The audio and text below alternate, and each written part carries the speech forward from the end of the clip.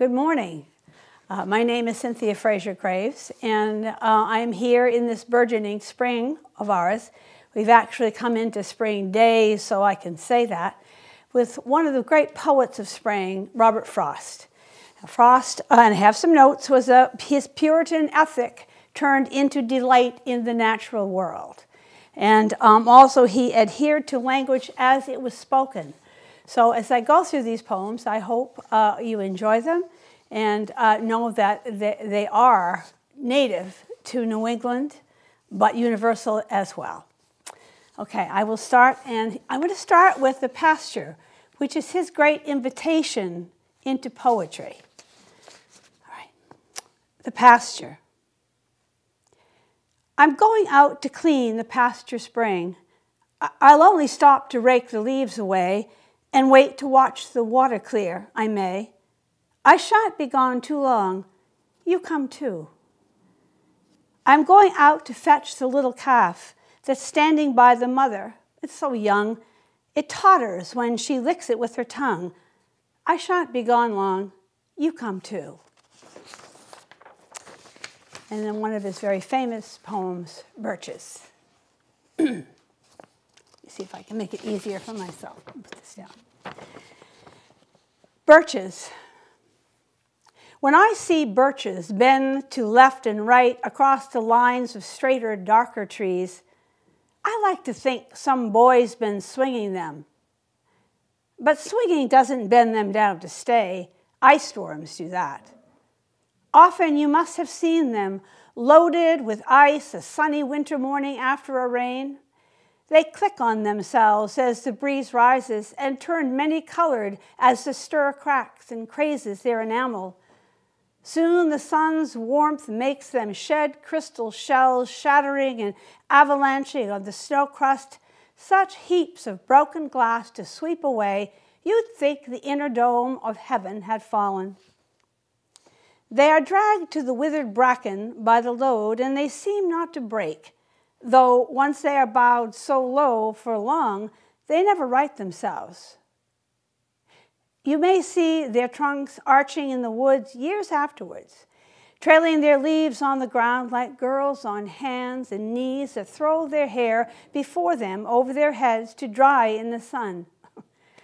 But I was going to say, when truth broke in, with all her matter-of-fact about ice storm, I should prefer to have some boy bend them as he went out and in to fetch the cows, some boy too far from town to learn baseball, whose only play was what he found himself, summer or winter, and could play alone.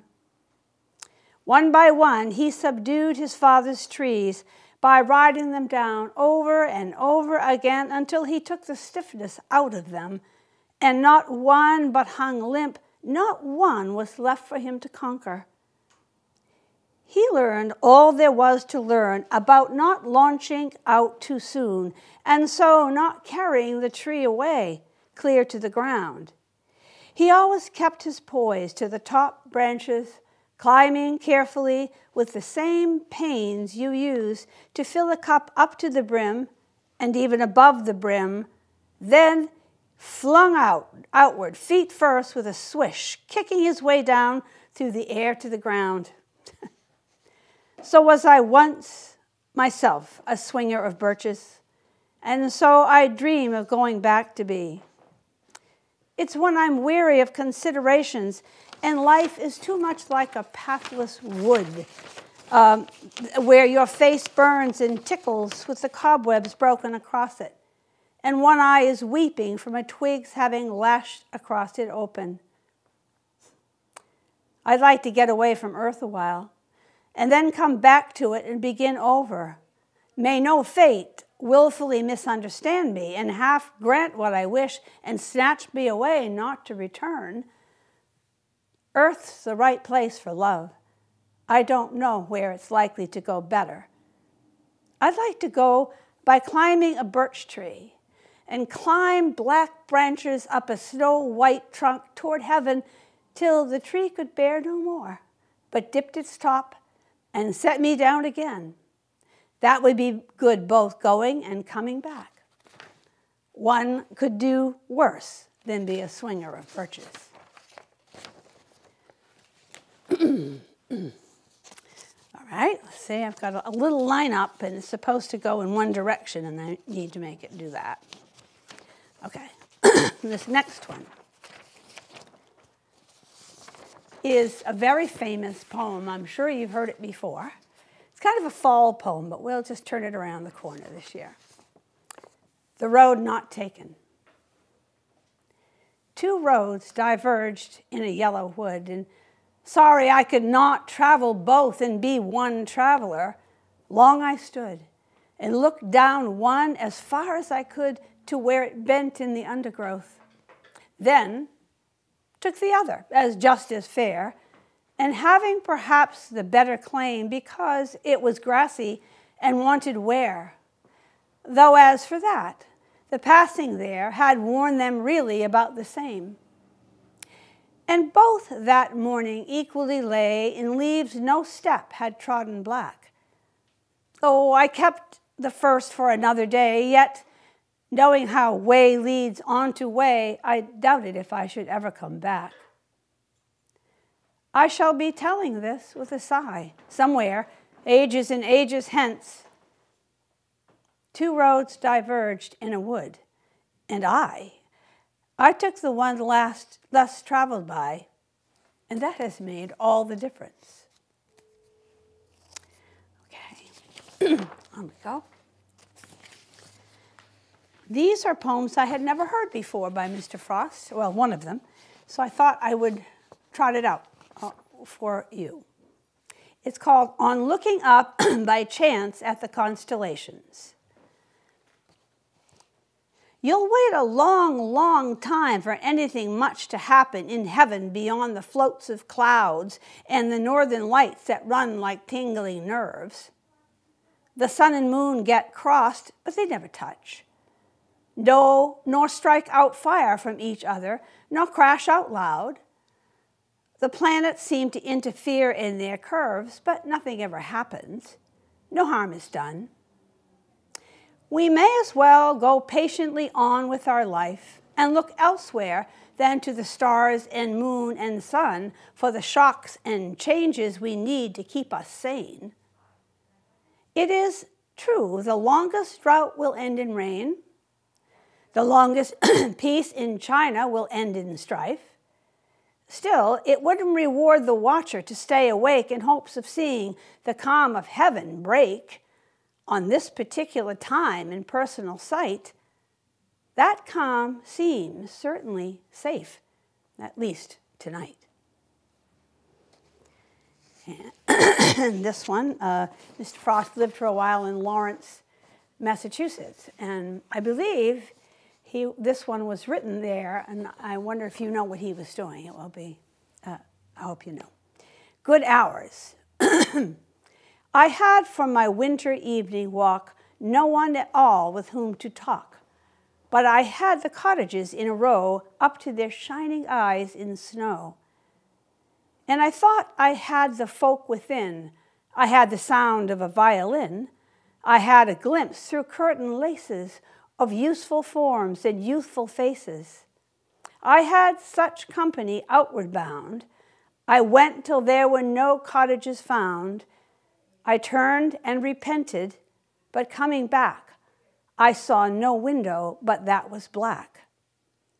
Over the snow, my creaking feet disturbed the slumbering village street like profanation, by your leave, at 10 o'clock of a winter's eve. Okay, another of Mr. Frost's very famous poems, Mending Wall. Something there is that doesn't love a wall, that sends the frozen ground swell under it and spills the upper boulders in the sun and makes gaps even two can pass abreast. The work of hunters is another thing. I have come after them and made repair where they have left not one stone on a stone, but they would have the rabbit out of hiding to please the yelping dogs. The gaps I mean, no one has seen them made or heard them made.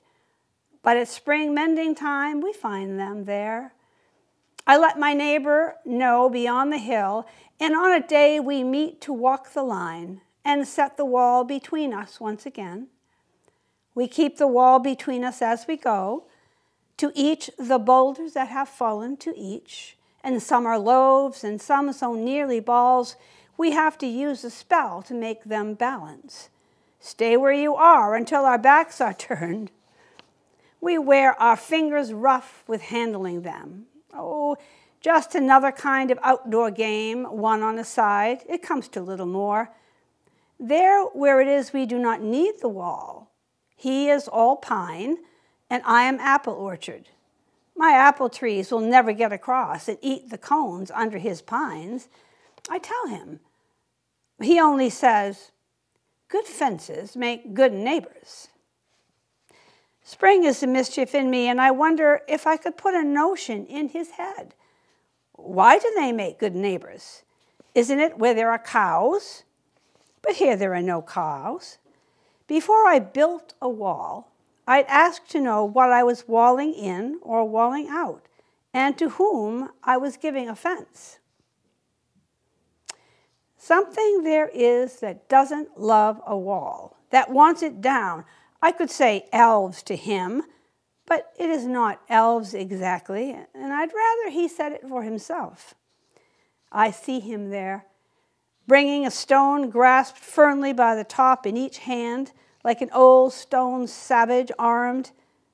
He moves in darkness, as it seems to me, not of woods only are the shade of trees. He will not go behind his father's saying, and likes having thought of it so well, he says again, good fences make good neighbors. Okay. Thank you for listening. All right. Now it comes to spring. This one is one of my very favorites. If you have ever seen the movie The Outsiders, it is a central song and theme in that wonderful movie. And it is Nature's First Green is Gold. I know this with my heart, but I don't want to use it. Nature's first green is gold, her hardest hue to hold. Her early leaf's a flower, but only so an hour. Then leaf subsides to leaf. So Eden sank to grief. So dawn goes down to day. Nothing gold can stay. And I have one more here. I vowed I would keep everything in order, but I didn't. But that's all right. Poetry demands disorder at times. So I'll just find this last one. Okay. Pick up my papers and offer you this. It's a pen to spring, and we certainly need it now. A prayer in spring. Oh, give us pleasure in the flowers today, and give us not to think so far away as the uncertain harvest. Keep us here, all simply, in the springing of the year. Oh, give us pleasure in the orchard white, like nothing else by day, like ghosts at night. And make us happy in the happy bees, the swarm dilating round perfect trees.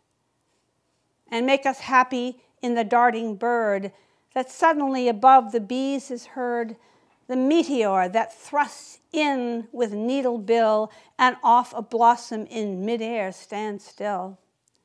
For this is love, and nothing else is love, to which it is reserved for God above to sanctify to what far ends he will, but which it only needs that we fulfill.